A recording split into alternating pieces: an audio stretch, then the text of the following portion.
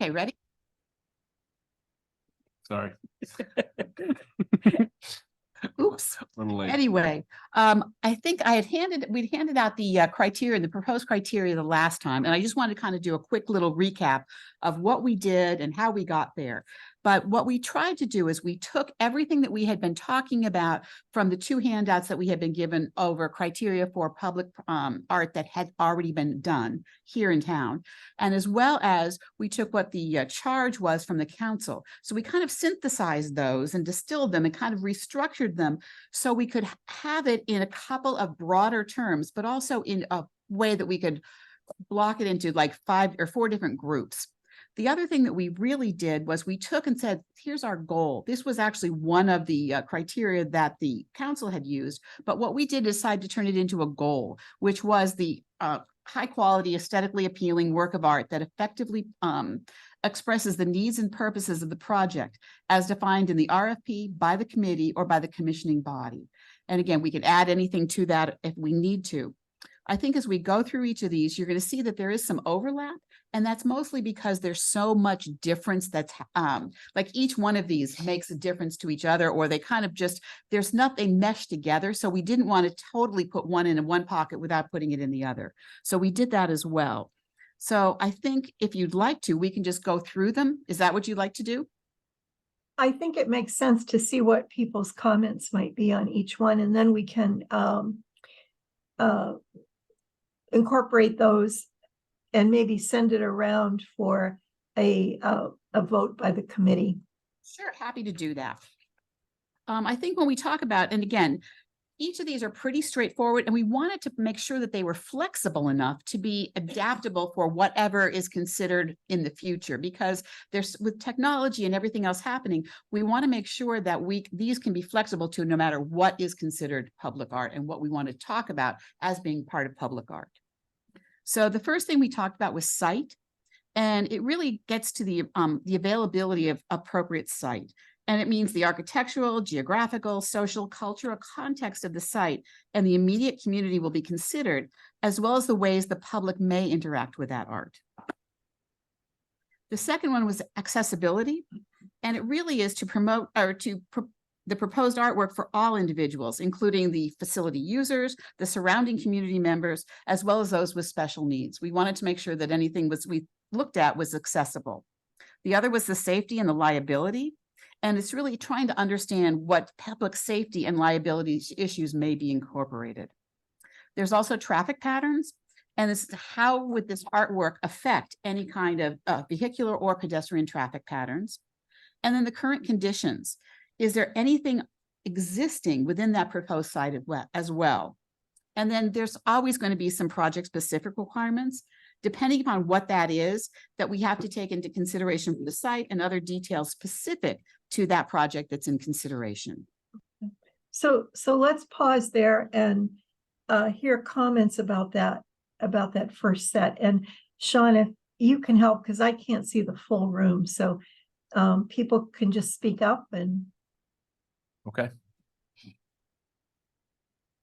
Well, just initial reaction is very comprehensive.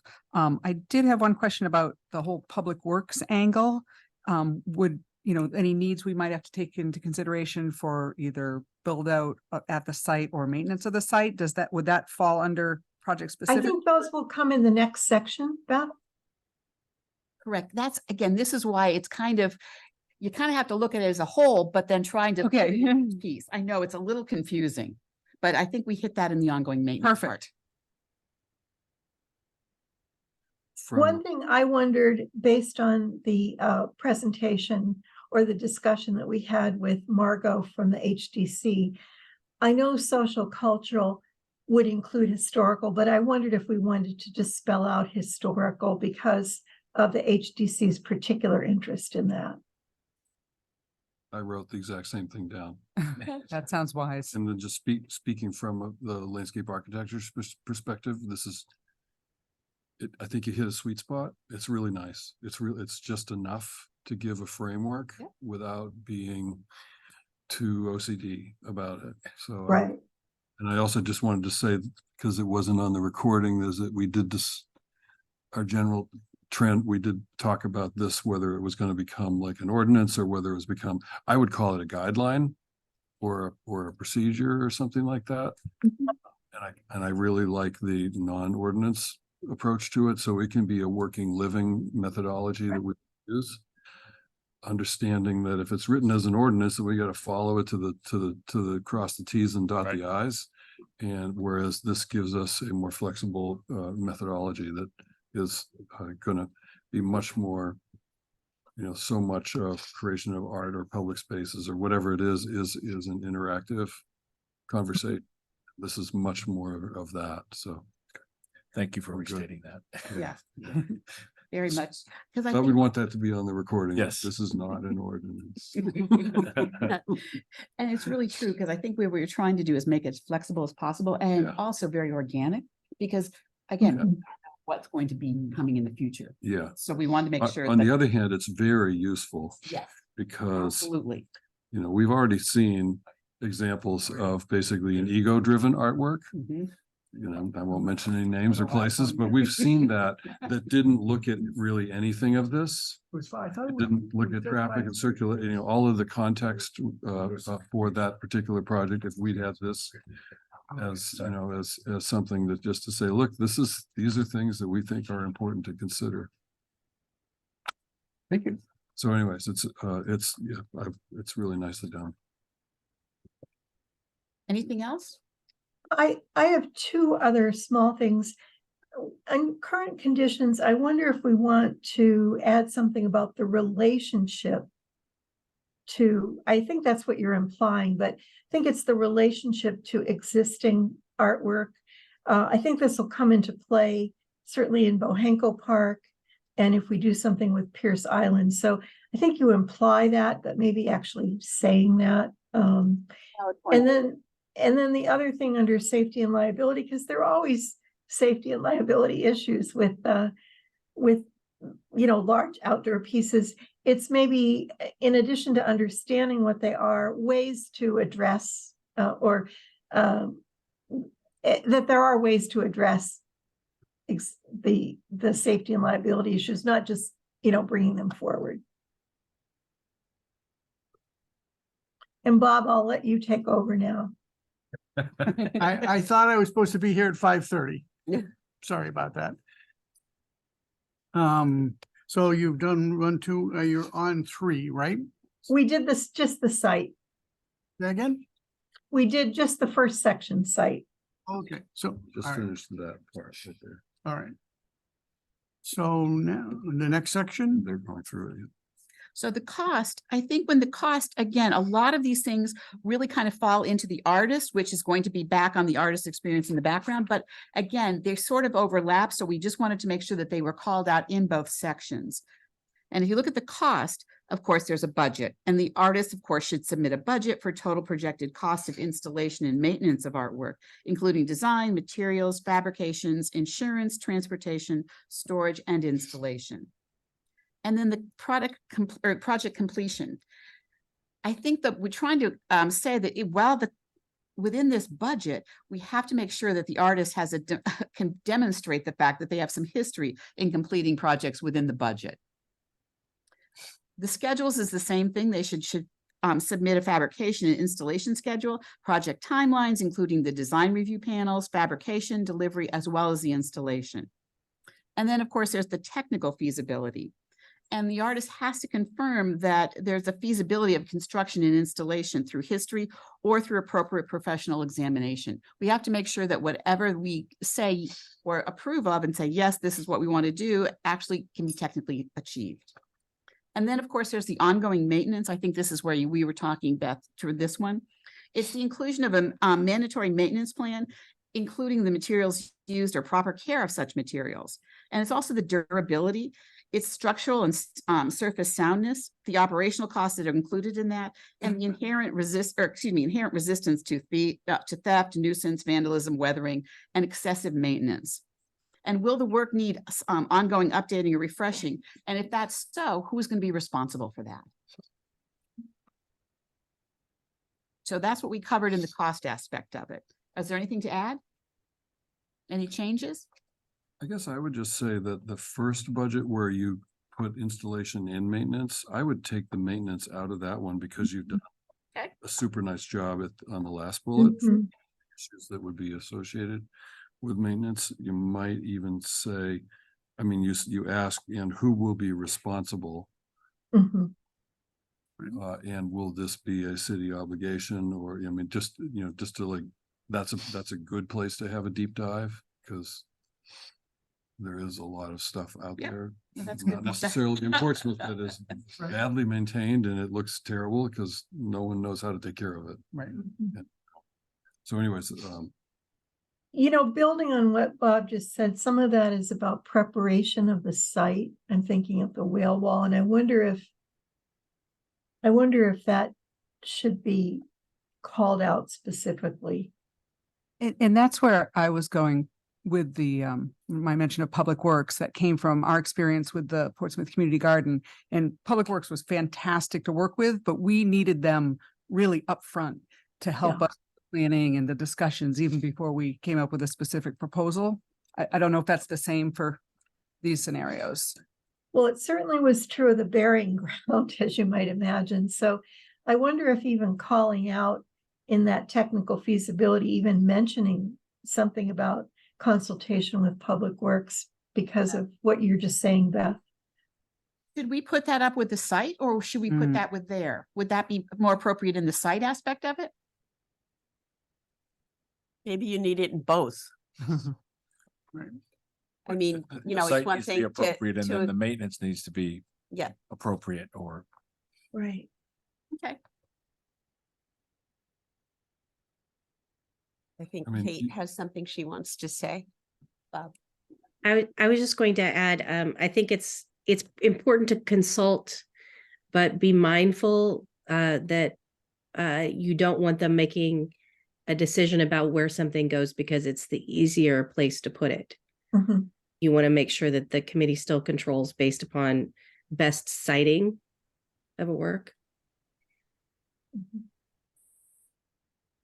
It certainly is related to budget. Carefully, right? well, I think the committee makes the decision, Okay. and then if that's approved, it's not asking DPW permission. It is consulting in terms of, if this is the location, what are your concerns Right. for the committee Mhm. to consider? And then, but still to, I think Counselor Cook's point, make the decision with the full information. And then DPW would be instructed how to bring it forth. My only comment on this section was the title, just whether cost really, Yeah. or whether it's budgeted feasibility or budgeted maintenance or just something, Mhm. or even technical. Yeah, I don't know, something broader than just cost. Okay. Budget, technical, Oh, I like the feasibility, technical feasibility, that feels like covers a lot of that. And I see you use that as a subtitle. In place of just cost for this, the title of it? title of this Oh, section. okay, got it. Or feasibility cover it all. Feasibility is broader, but Mm. budget and technical feasibility is, long-term maintenance. Yeah. well, right, so maybe just feasibility. It's still only in one line. Right. Mhm. So Any- does this mean we've decided on feasibility? just feasibility? Covers all. Okay. Got it. Anything else on this one? I see you have a category in the second page of artist experience and history that looks redundant with the demonstrated history of completing projects within budget. I guess that's within budget. Once, I think our point was that I think we talked about that earlier, was we have it in kind of multiple places because it's also, they're kind of both, they fit really under both. Yep. We can certainly take one out, but we wanted to make sure that No, I those went were back and I read within budget, and then the one on the other page is not about budget, it's correct. Mhm. competence. Because they both, I mean, you have to be generally competent to get the feasibility. It's kind of chicken and egg, but we wanted to make sure we covered it in both, but we can certainly eliminate anything if it's too redundant. Anything else on this one? And when it comes to the aesthetics, we talked about the aesthetics element and how do the extent, this is the hard one because this is, it gets really, really subjective. But we wanted the elements, the shape, line, form, color, texture, composition, function in the proposed works. And of course, it's the relationship to the site. Is it the appropriateness of the size, scale, and materials for the site or sites? And how does the work relate to the site? Does it reinforce or expand what's currently there? And the coherence? Do the various separate elements express strong ideas with clarity and consistency, especially in terms of communicating the work's proposed purpose? Then we flip over to the backside, and it's the use of materials. Are the materials traditional or innovative? Is there a mix, and how do they relate to the work's defined intent or purpose? And are the materials ethically and responsibly sourced? Again, is it local, recycled, recyclable? I think we ask those questions. I don't think, again, as a guideline, I don't think that we have to necessarily, that was it, but Right. is that something that we need to consider, and especially going and the expressiveness, what emotions are evoked within the viewer and are they appropriate for the stated purpose of the work? Does it enhance the viewer's experience of the site? How much of the work how does the work express the intended purposes without explanation? If there are written elements, how do they work with the visual elements? And then the context. Is the artwork compatible in scale, material, form, and content with its surroundings? How does the artwork relate to and function within its environment? For example, does it establish focal points, modify, enhance, or define specific spaces? Establish, identify, or address specific issues of civic design? Are there barriers to direct participation with the work? Lots going on here, but we wanted to try to cover all the aspects of it so it gives us a point of discussion. Thoughts on this one? This one's a toughie. Well, I actually would like to say it isn't, because the way you've worded it, I think takes the subjectivity out. For example, you're not saying, do you like the shape, No. line, form? You're just saying, how do the elements function in the work, which is a really good jumping off point and gives people, I think, the conversation tools. So I thought that was great. So Uh, as a I new, was gonna say, I think it really does a great job of covering things that have often not been covered. The only note I made in the bullet that says use of materials about innovation is focused on materials. I wonder about the overall concept itself and whether it's innovative, imaginative. Not quite sure how to make that go, but I think we've all had the experience of one of the things when you're traveling and you see public art in different places, it's that imaginative, how the overall concept comes together. Sometimes it's whimsical, sometimes it's just really clever. It's innovative. You haven't seen something like that before. Obviously, it's not going to apply to every single piece, but I think to elevate that in some way. Would you put that with the aesthetic elements on the very first one?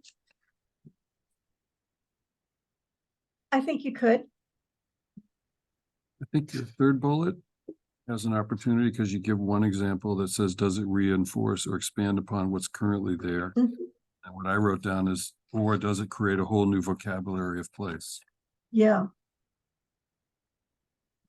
I think if you give it its own bullet point, though, anybody that cares to look through this that might be thinking of submitting something would see if that's a bullet point, that that's something to consider, innovative or imaginative, whichever way you want to go. right. Yeah. I think they're both, I think they're sort of separate though, in some ways. The two words in the same Imaginative. book. Yeah, they're Yeah. saying, they're really, yeah. Okay. I guess I was looking at this from the point of view of somebody who might be submitting, if we're calling these guidelines, and these, if we call them discussion points, that's one thing, but guidelines, they're really all over the place. Like if I looked at this, I would say, well, do they want something innovative? Do they want something traditional? I don't know. That's Mhm. not sure how. My initial reaction was just like, wow, that's everything in the kitchen sink. And can we pare this down to fewer words so that we can communicate intent, our, intent a little better? But wouldn't that be really in the RFP? Well, that's my question, I guess, I would think that these are guidelines for the overall, and I think those are very, again, my thought was they would be very project specific when you put together an RFP. So maybe my reaction is based on the questions, like. Yes. instead of- But couldn't these be turned into statements like the others and not just be questions? Okay. Yeah. Hmm. I think to- that would For get, consistency. like, and- you're asking someone to define how these things function in the work. And then they can say, oh, okay, I need to think about this and define Yeah. it. But Some, open-ended questions. something like on the first one, like aesthetic elements. Describe how the aesthetic elements of shape, line, form, color Mhm. Right. function in the proposed work. And it's a statement. Yeah, I like that. Okay. Yeah, Because maybe most of, those, all those questions lend themselves to a statement. Mhm. I thought that this was, I thought that this was the document for any committee that would be evaluating the art. But if it's a public document, an artist could look at it and see how the work would be evaluated. That was my mind Mhm. thinking. That's right. Which might be Point was- not a good thing. I don't know. You said it was hard. This is the one- this is- Buyer this one is- beware. right, This is the kicker. So what I was gonna say was, as, sort of new to city committees, I thought it was very interesting in the early sessions where we talked about that framework and how we really aren't being subjective. Is it appropriate to have some mention of that in here, that the committee has X framework? So even though we're taking all of these things into account, I mean, it's a pretty robust structure for how we're going to be assessing. I don't know if it's a value to put that in. So that's the Maybe question. there's something under goal at the top about that says methodology or, how to use this, how you Mhm. use this document, Mhm. just the sort of rules, not rules of the road, but Right. Mhm. guidelines, Yeah, that's nice. Yeah. I mean, these, Yeah. I'm thinking these are supplementary to the ordinance that we are, operating under. Okay. And so this provides another set of guidelines for proceeding. Which I We will would, then- we, if we, I assume we were going to adopt these at some point. And if we do that, this will be another element in our review process. I was just gonna say, if the methodology was defined, maybe I would retract my statement about, and then we can say, these are questions that the committee will consider, and that makes it. in terms of the translation of this onto the street. My principal concern is let's have the opportunity for a full spectrum of artistic expression. Hmm. To have works that are derivative of site and history and culture that are basically talking about Portsmouth and everything, but also let's have some magic happen. Mhm. Let's have a moment of genius. That someone brings something that no one necessarily thought of, Hmm. but if it works with this and it's a whole new thing, then wouldn't that be wonderful also? Mhm. There are lots of people, lots of artists that do that's just the way they do things, but it's, like you never would imagine. Mhm. Stone wall would be built the way Andy Goldsworthy does a stone wall. Mhm. Boy, when he does it, he knocks it out of the ballpark. It's a whole new idea, but it is derivative of place usually. Mhm. I think what this is suggesting is even though these are guidelines, the preface of the methodology, including the definition of public art, because we don't want these to be floating around on their own without that framing. So I think that will allay a lot of the questions that have come up. I have one more comment that I'd like to make about use of materials. I think that I would like to see something about interaction with existing materials. So if they're putting, if there's concrete on the street, a sidewalk, or whatever else is around there, I would think that that would be another element somehow. Even though I know it's part of the site as well, it seems like it could belong here as well. So for clarification for me, as I'm writing down notes here, and I will follow this up, send it to Sean, and we can take another look at it. Are the questions, do I need to take the questions out? Or if we do the methodology on how to use that, do I leave the questions in? And I know for consistency, yes, but this one, for some reason, we just kept coming up with questions as opposed to statements. But I do think they're relatively, as Bob said, easily made into statements. So, the work relates to the site. The work reinforces or expands upon what's currently on the site. I don't think they're that different from the others. Okay. If you get stuck, that's something we can all take a look at. One other thing that jumped to mind here, as you said, derivative of history, was Margot's comment about historical accuracy. In the aesthetics part, I think that is where that belongs. That was one of the HDC's concerns, that if it is derivative of something, that it's. If we do history, we're gonna do history right. That's right. Yeah. Right. But we don't have to do it. But you don't have to. Why start now? Why start now? Right. What's a little historical fiction among friends? Anything else to this section? And then the last section, again, a lot of it is a little bit redundant. It's the experience and the history of the artist. And again, the relevance experience should provide convincing evidence of the ability to successfully complete a project as demonstrated by previously executed and installed artworks. The diversity, again, we're going to sought from artists of diverse ethnic, cultural, and geographic identities. The committee will encourage artists both working in both established and non-traditional art forms in all applicable media. And the installation experience, does the artist have a successful track record? I will change that. The artist has a successful track record of installation of construction of artwork. And then the fabrication and installation schedules will include a project timeline that includes design review panels, fabrication, delivery, installation in accordance with the project schedule, and proof of payment to any third-party vendors, fabricators, or any agencies subcontracted by the artist may be required. Anything to add to this one?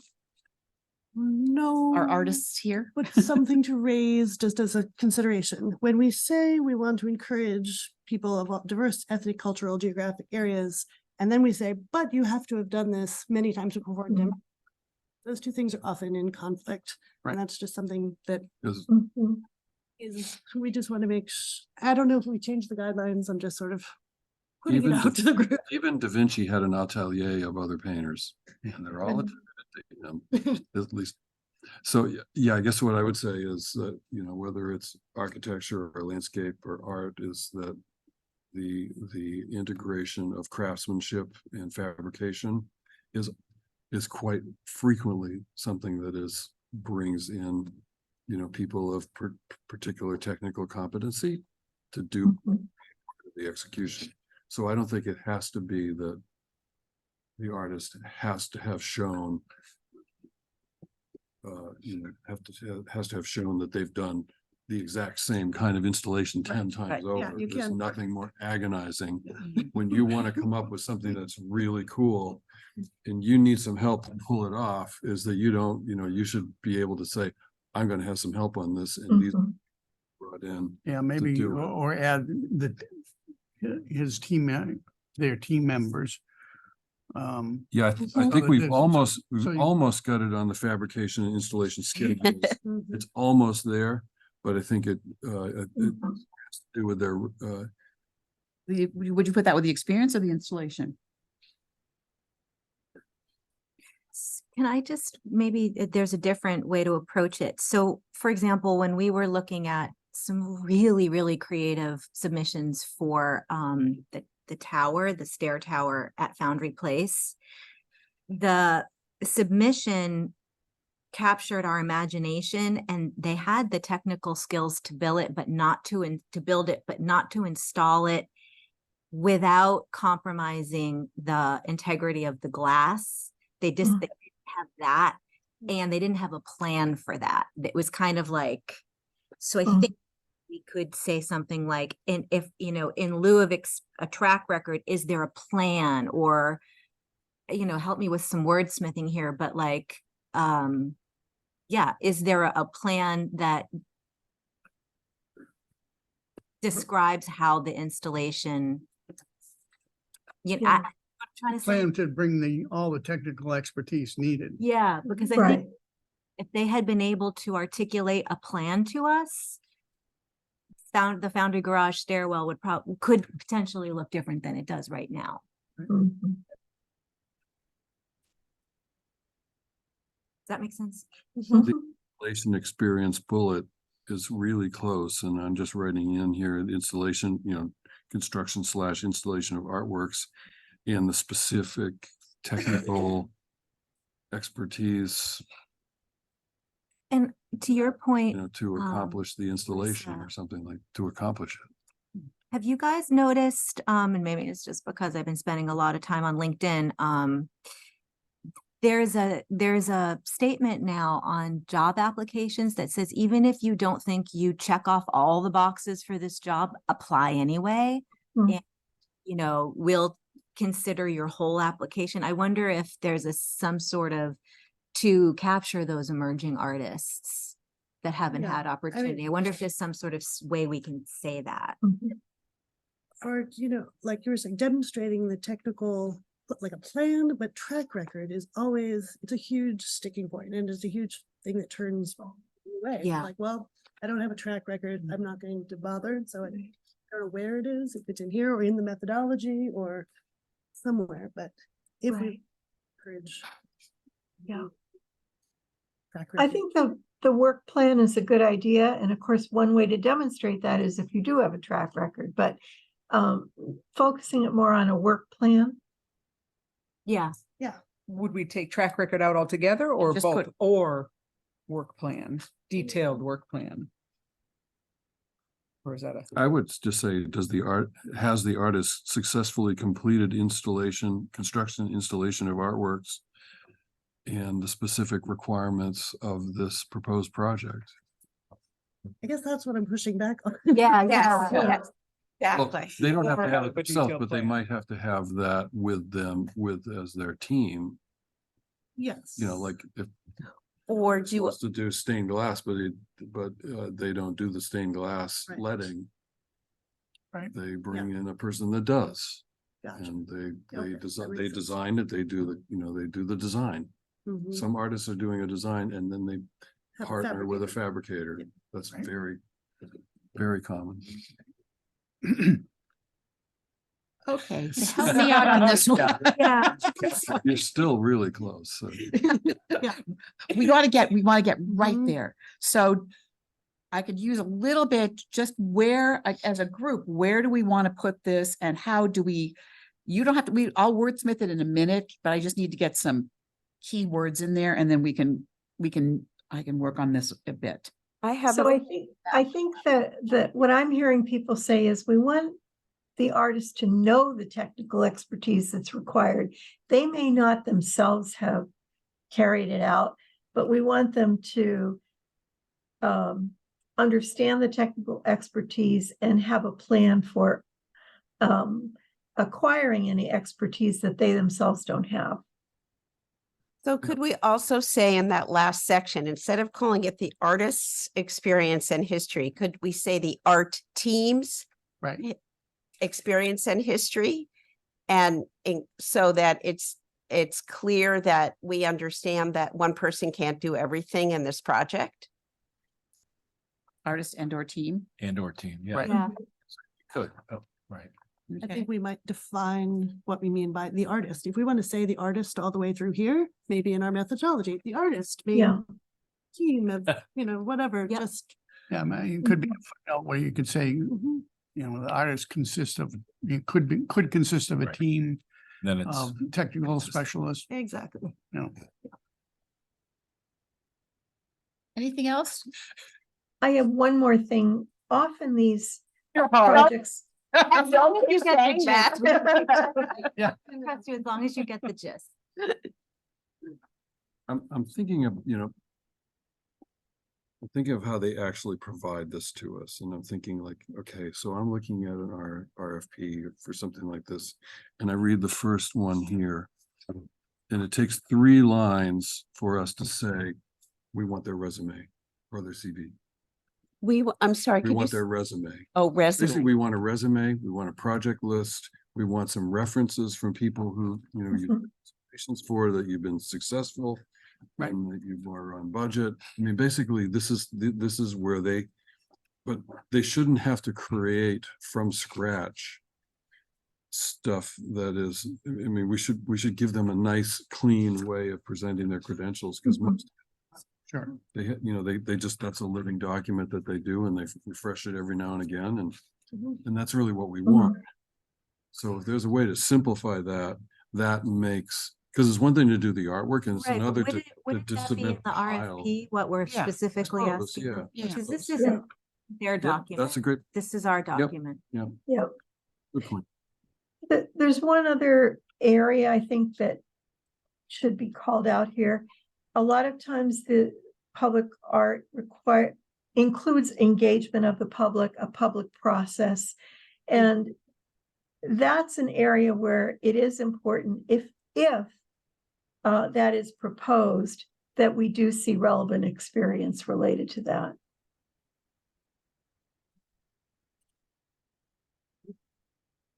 relative to engaging the public. Yes. Yes, and I wouldn't require it with everyone, but if that is part of the process, over the last decade or two, when that's become very popular to do, a number of people feel they need to put it into the application, but there's nothing that is worse than somebody who isn't natural with it, doesn't know how to do it, doesn't really want to do it, but thinks it's required to put themselves in the position of leading public engagement processes like that. So if it's a part of the proposed project, we want to see some experience, and that's where a detailed plan comes into play as well.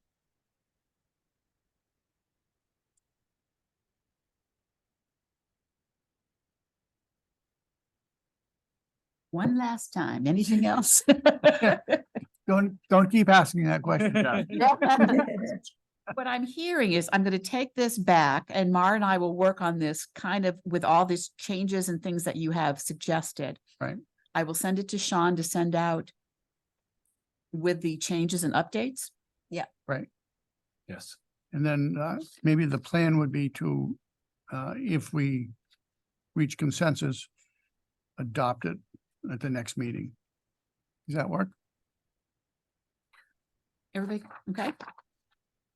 Thank you. Thank you. Great job.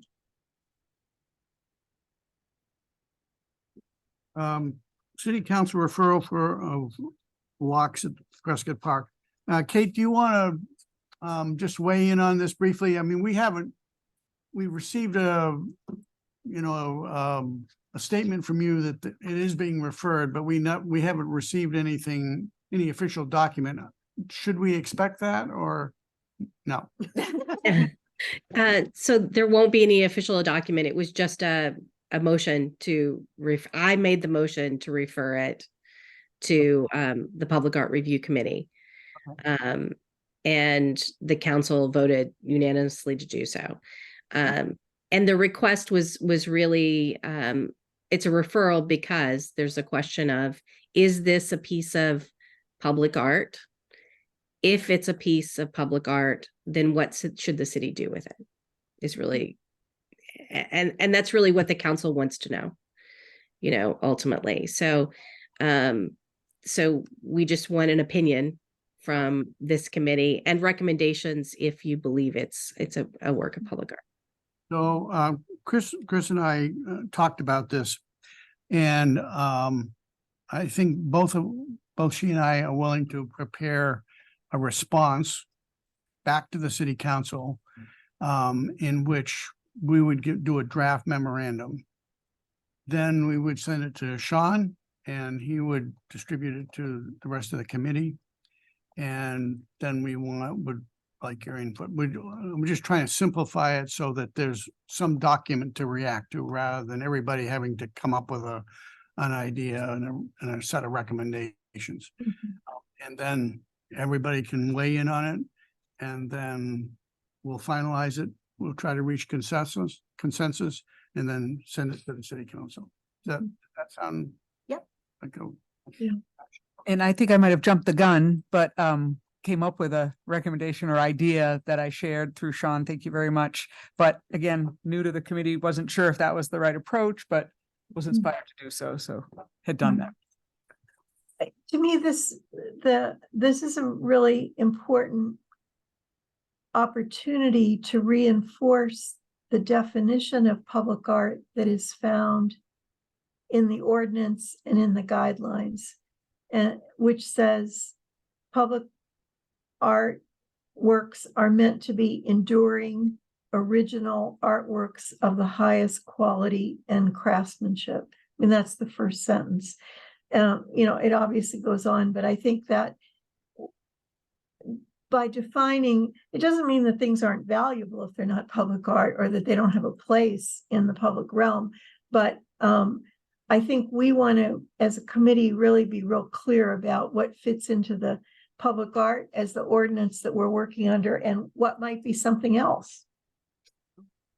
right. And so we would, I think that we would, when we're drafting the response, would look to what the ordinance says, and then see how it dovetails in with the ordinance, and also these evaluation criteria. And then come up with a recommendation. And even if it turns out that we say that this doesn't meet the definition of public art, it doesn't mean that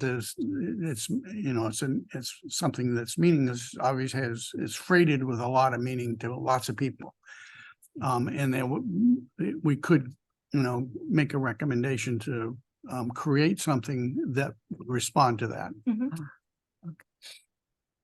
That makes sense. Thank you. Sounds like a good plan.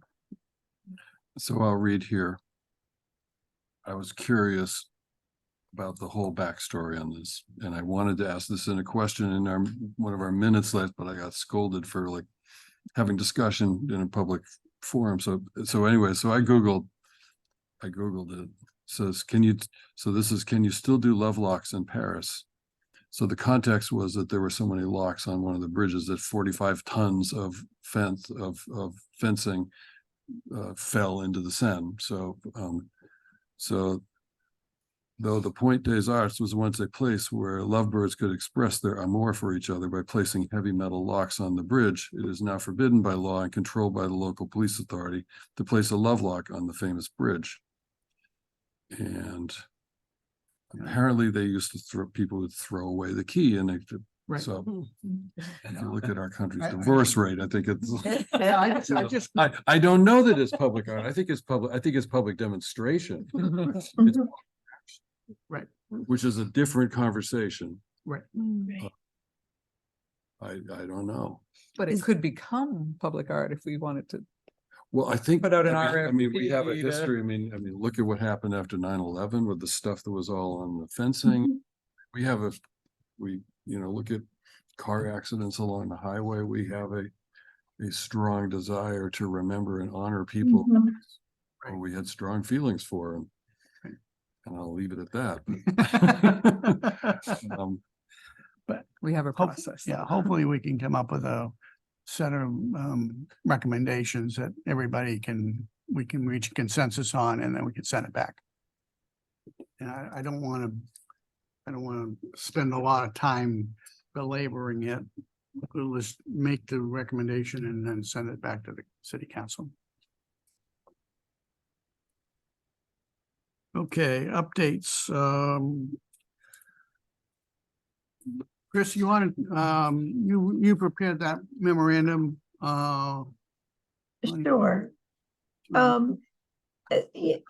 our last meeting, after we had the discussion with Margot, Kate suggested that we might memorialize that discussion in a memo that could become a memo of understanding between our committee and the Historic District Commission. And so I tried to draft something that I think would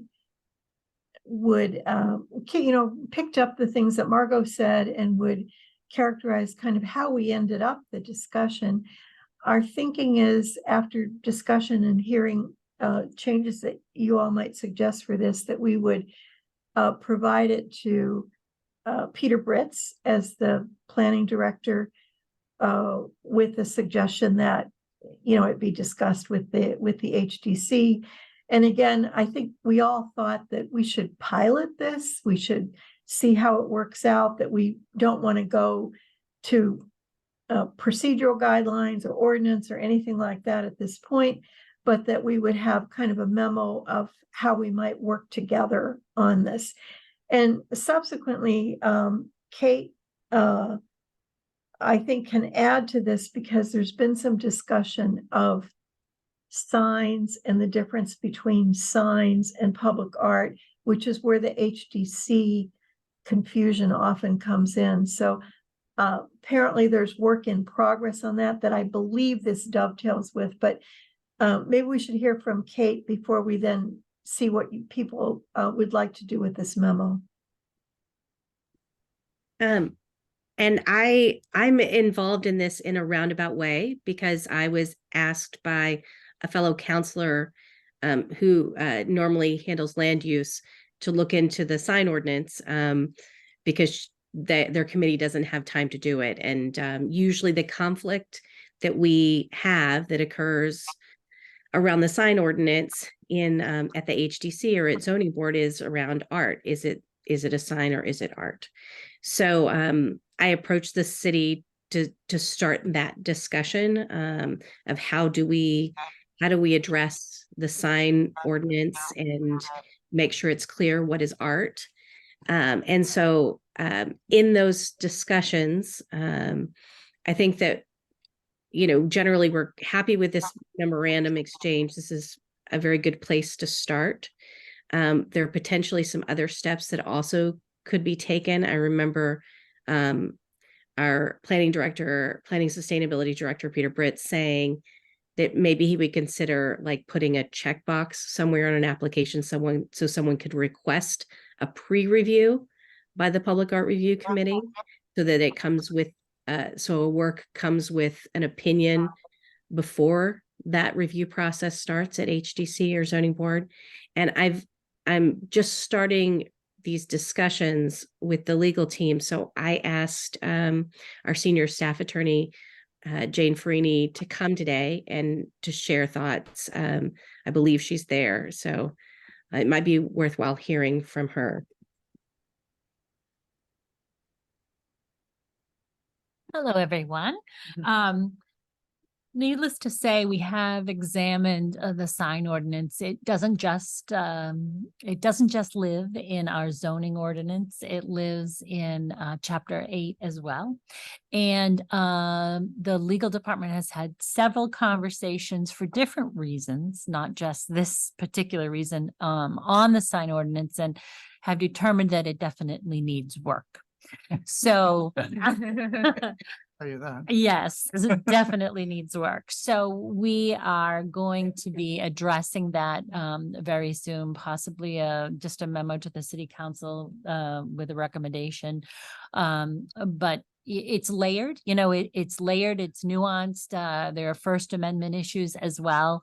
So what we want to make sure is that this committee gets to do its good work, and to do what it needs to do, and our land use boards get to do their good work and do what they need to do. Without this committee may be potentially trying to suggest changes that aren't integrated into a holistic look at the sign ordinance. And so that is on our to-do list. So we just wanted to report back to this committee that we certainly understand, that distinction between, art and signage, but that looking at the ordinance as a whole, we definitely need to make some amendments to it. So I just wanted to chime in. Do you have a timeline that you're working with in terms of when you think you might? I don't, but I know that it's moving very quickly because we're getting questions from not just this committee and not just our land use boards, but from other issues that's come up, special events permits and, what kind of signage it is. So in the last month, it's really come to the front of the list. Right. I don't have a specific time, but I know it's sooner, it's sooner rather than later. Right. That's Got it. best I got right now. So I think the question then to the group is, do you feel we're ready to send Peter Britz this draft so that he can share it with HDC? Do you have suggestions for it? Qualms about it?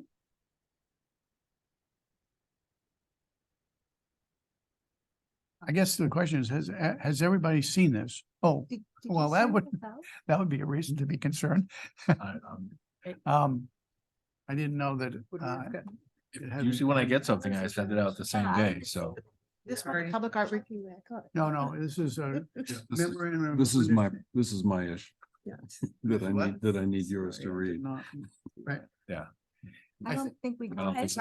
sounds like people have not received it, so I think in light of that, we should probably table this until everybody's had a chance to read it and then Okay. can come back with their response. Chris? The only, because I do believe Sean attached it as an attachment to, I'm wondering if everybody's getting all the right emails. Yeah, I got it, but I do You did get it? want to, yes, I did, but I want to state that communication in general has been very confusing Right. in what we're getting. Yeah, So I lots of got to flags. I'm notice that shocked this I- meeting was canceled tonight. I didn't know what that was all about. It was somewhere because I found it, but it was not clear. 'cause So- It was an obviously email didn't- from- Clearly it hasn't been distributed to everybody, so I don't think we can possibly take it up. Let's table that until a future meeting so that everybody can see it Yeah, and I guess the can question respond to it. is, do we need, Chris, do you feel like this needs to include some addressing of signs as we?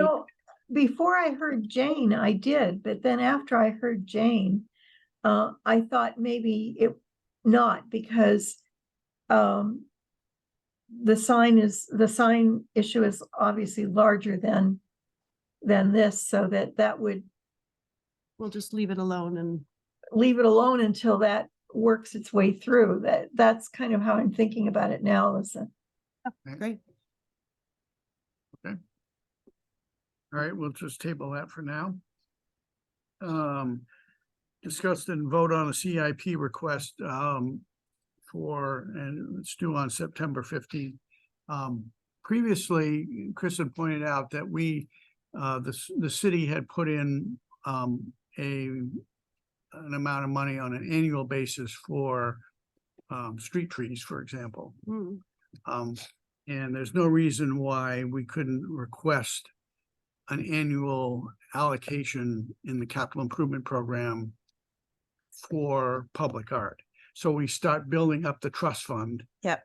So that we will Good have idea. a significant revenue source eventually. And it can be a, relatively modest amount, $25,000 or $50,000 or something like that. I don't know what people's feeling is about that. I think this, when back in the 70s, we used to put $5,000 in for street trees, but that's long since, I'm sure, much higher than that. So rather than try to do it just at a one-shot deal, I think it makes sense to build it up Yes. on an ongoing basis. CIP want us to do. Yeah. Does anybody have a sense of what makes sense in terms of? Kate, do you have any recommendations for that? I don't have any immediate recommendations on what would be ideal, is what I would say. Clearly, you probably don't want to hit the $50,000 mark, because then it's you don't want to hit a point where they're thinking that they actually need to borrow the funds. So you want to stay at a lower level. I would consider something that people probably wouldn't object to, would be somewhere in the $15,000 to $25,000 range. I was We gonna, used to do 10 for cemeteries every year, 25 for land acquisition. So that makes sense, Kate. And we're at 40,000 a year right now for cemeteries, just so everyone knows. But that's because of years of neglect. Of not doing it. Yeah. There a Yeah, consensus that I was gonna say, just to follow up what Chris said, that toward the end of Art Speak, it was being allocated $15,000 a year off. That was down from 20, I believe, 20 to 25. Right. So that's something the city hasn't, the city did every year just to manage the public art. So right. that line item is gone. We could bring. Mhm. I would suggest maybe 25,000. Mhm. Comfortable with that? Yeah. Okay. Yeah. Let's recommend that to the city council for inclusion in the capital improvement program. For those of you that don't know a lot about it, basically the first year is the capital budget, and that's what gets funded. And then the program is a 6-year program, and the out years are, sort of tentative allocations, but they don't actually get voted on until it becomes a capital budget. So I would suggest we put it in all 6 years, and first year become the capital budget. Mhm. And I think maybe suggest putting it in the line where there's public-private, so that we also acknowledge that private donations may augment the 25,000. I presume that it would go into the trust fund, would it not? I think so. The art trust fund, okay. Chris, can you clarify something for me? So are you saying that if a private donor gave $25,000 in a specific year, that the city would not give $25,000 to? No, but that we would acknowledge that the public contribution we would recommend would be 25. And then we would also, I think, we could put some estimates in for private contributions, so that we're illustrating that this comes from multiple sources. And that's a separate line in the CIP. So you have the public and then the private contribution.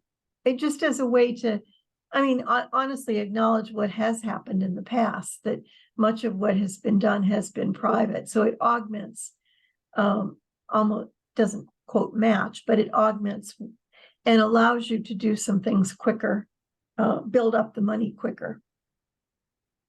Thank you. All right. The final item under updates is update on referral process with land use boards. Counselor Cook?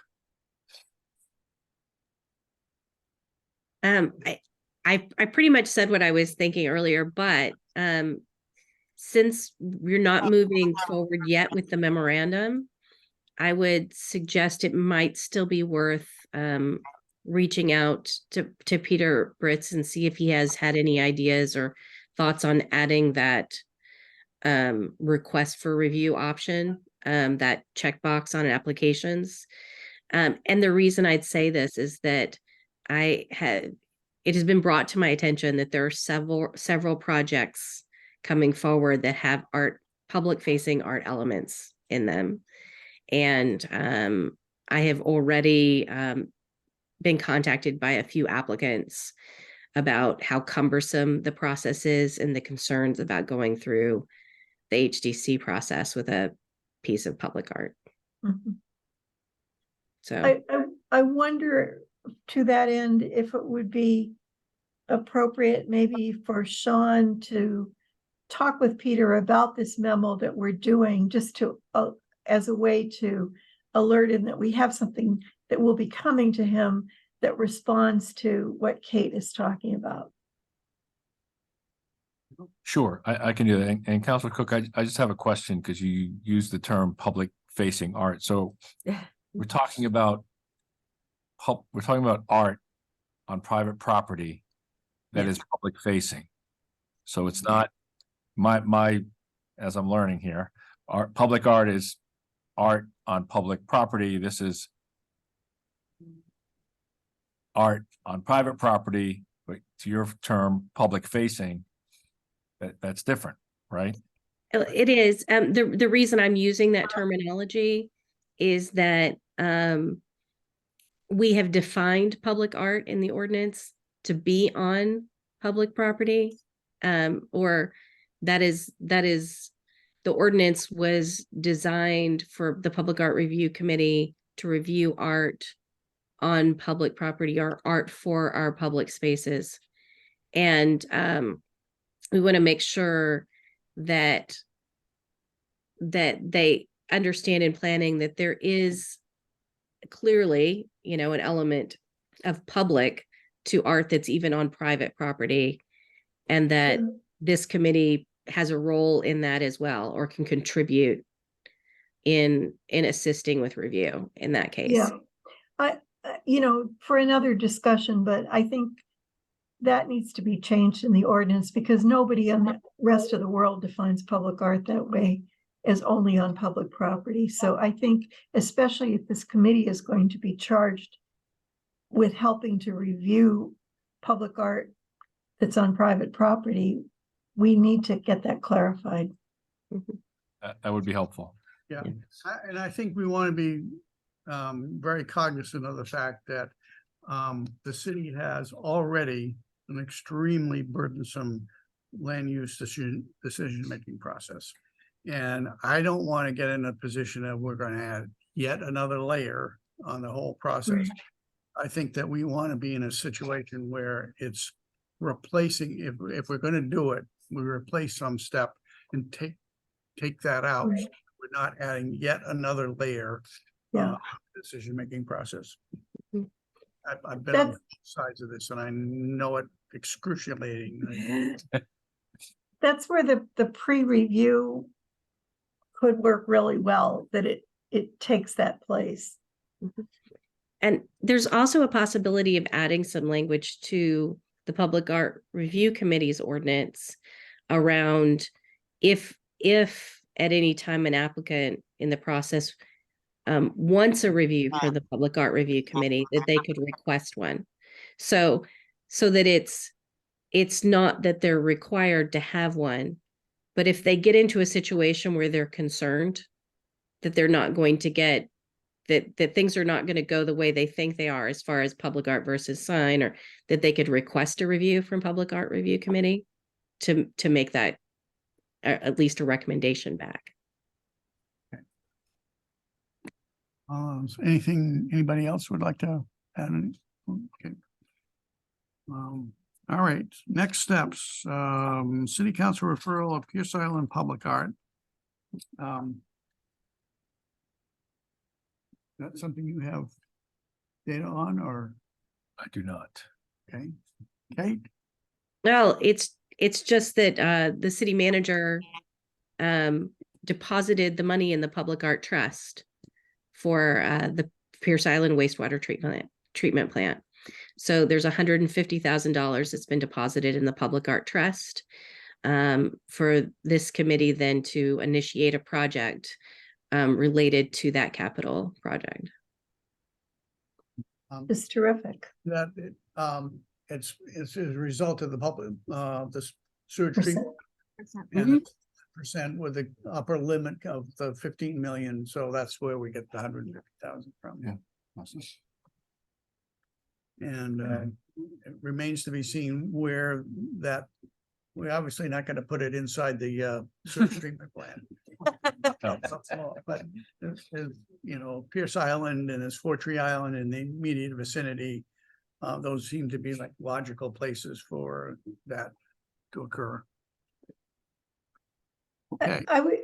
I think, and we can discuss this further, but a first, which possibly the landscape architects on our committee would want to take on, is really thinking of that whole area and where there might be sites for public art before we do anything else. I mean, it's kind of like what needs to happen with the Bohanko Gateway Park, so that the idea of, you know, where some possibilities are before we even begin to enter this discussion.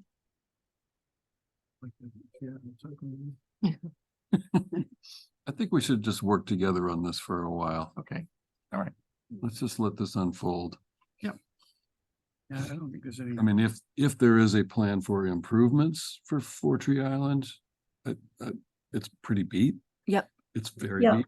Now it's even worse. So if there's a. Those are context- part of the I would have Prescott to go Park back. master plan. Yeah, there is, that's what I thought. I just have never seen it. I have no idea what's going on out there. That would be a better context to start with. To then see where, you know, where that proposes, like where might there be trails, might be where would be overlooks, or where, you know, stuff like that. So do we need to create our first attempt work plan here for next meeting or future meeting? Yes. Yes. Yes, to at least lay out the steps. The final item under next steps is committee procedures and rules of operation. Is that something, that's something you put in, Chris? Do you have comments on that? Well, as we were thinking about this meeting and looking at the various places where we should vote, et cetera, recognize that, you know, every committee has a short list of how they do business. And we really, there are a few things in the ordinance that tell us about that, but we don't really have that. We don't really have those procedures. You know, are we going to vote? What the quorum is, all of that doesn't have to be elaborate, but just so that the public knows and that we as members know what to expect. And that seemed like something that a couple people could take on to just draft what they think we should have just for operating rules as a committee. Chris, are you talking about creating a charter? A committee charter? You could call it a charter, sure, but just the basics for how we would operate. You know, we've kind of started to feel our way through things, but it seems like it's time to just formalize that. We haven't been taking formal votes, for example, but we may, as we get into more of these things, I think we'll want to do that. So specifying things like that. Why don't people think about it between now and the next meeting, and then we can maybe have a small task force of 2 or 3 people that would be willing to take that on as an assignment. And that- Kate, we can get from you what some of the other committees use. Right, Gladly.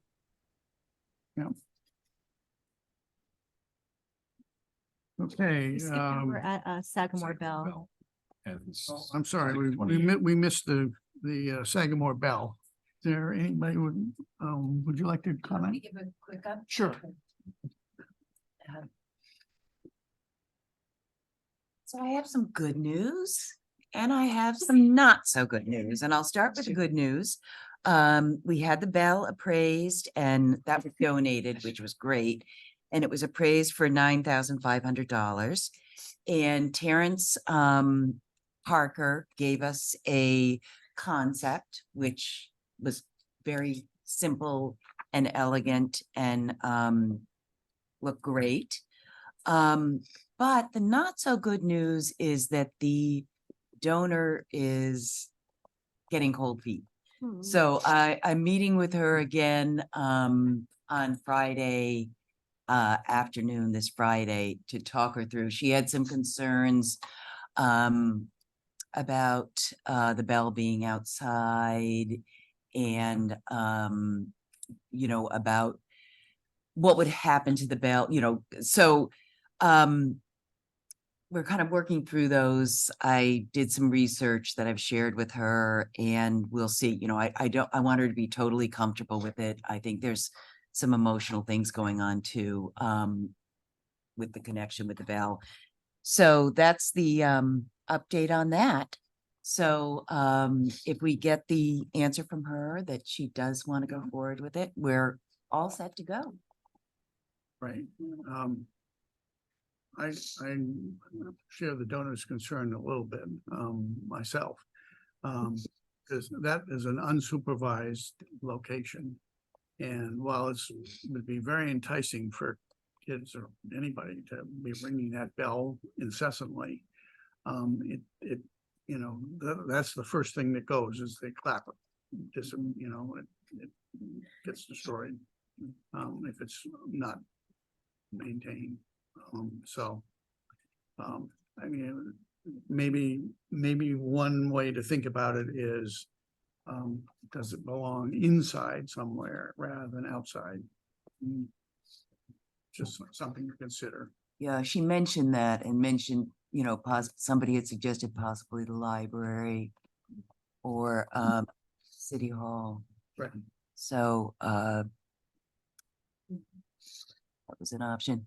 It just seems so perfect, being right, you know, being right near the Albacore, and her father was so involved with that. And so it seemed like the perfect tie-in in the maritime theme, but you know, I want to make sure it's going to be protected and Right. she's going to be comfortable with it. Some kind of a visitor center or something.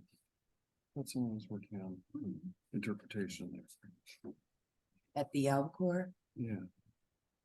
I don't know.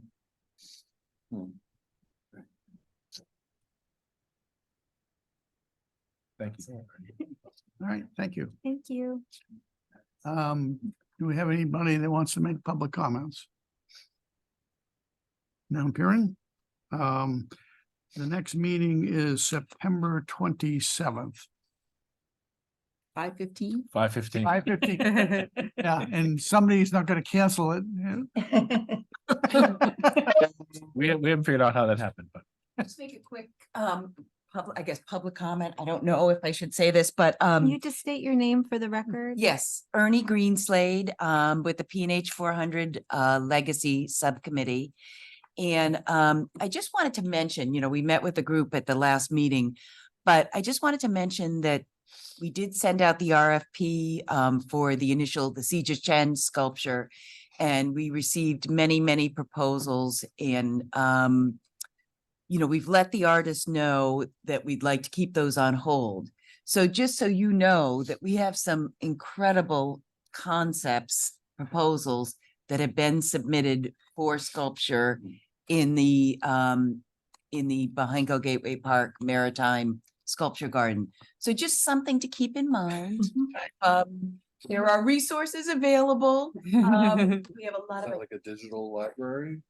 Is it all digital submissions or are they? Yes, I have a Google Drive Yeah, with okay, everything on so it you- and if we the, wanted to go peek at yeah, the review, Give us the yes, keys- the I keys could, to I that. could. You know, there was a review team that went through the concepts. I'm forgetting. I think there was something like 60. And they selected 7 artists to speak to, and then they selected 3 top projects. Mhm. But there really are some amazing things in there, and it's just something to keep in mind for the And the future. intent of the Bohango Park is to have like some other things go out there. There are 6 to also. 8 pieces, Public Works as suggested would fit in there. Is that something you could send out to us, a link to that? I don't have I- that. We shouldn't make that public, Ernie, without permission from those artists.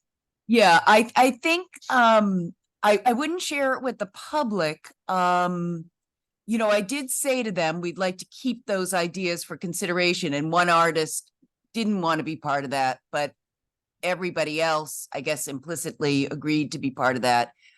I don't know if I mean, if if it was shared with this group, it would not be, you couldn't share it with anybody else. So Right. I don't know, maybe we're not at that point yet. I don't think we can Yeah, I would be But- careful about that. So Yeah. you're really serious about it and, Right. We could meet in pairs and like have a document. I mean, once you share it with this group, I believe it becomes a public document, so. yeah, I think okay, you so need to- yes, I wouldn't be comfortable doing that, but, It's good to know it's there. I'm just letting you know that it's, you. it's It exists. available there Yep. and, you know, if you wanted to explore that further, we could. Great. I'm sorry, I have a hard stop. I have to leave. Yeah. If you want to continue, Chris We're done. can take over. Otherwise, I think we can. Yeah. We're done. Yeah. Yes, I think we're We have done. a lot of future items on the agenda, so maybe we can get the minutes out so we can sort of organize. They're done. I did. You do the right. motion at the beginning, let me capture it. Do we have to have a formal motion to adjourn? Motion to adjourn. Yes, Ellen. Moved? Second. Second. All in favor? Wait, Hi. Ellen and who is What's that? Bob? Okay. Okay, thank you. All right. Bye, Chris. Bye. Bob's fine. Yes. And I did record this. Sorry, I said no, I said I would. That would be fun. Oh. I would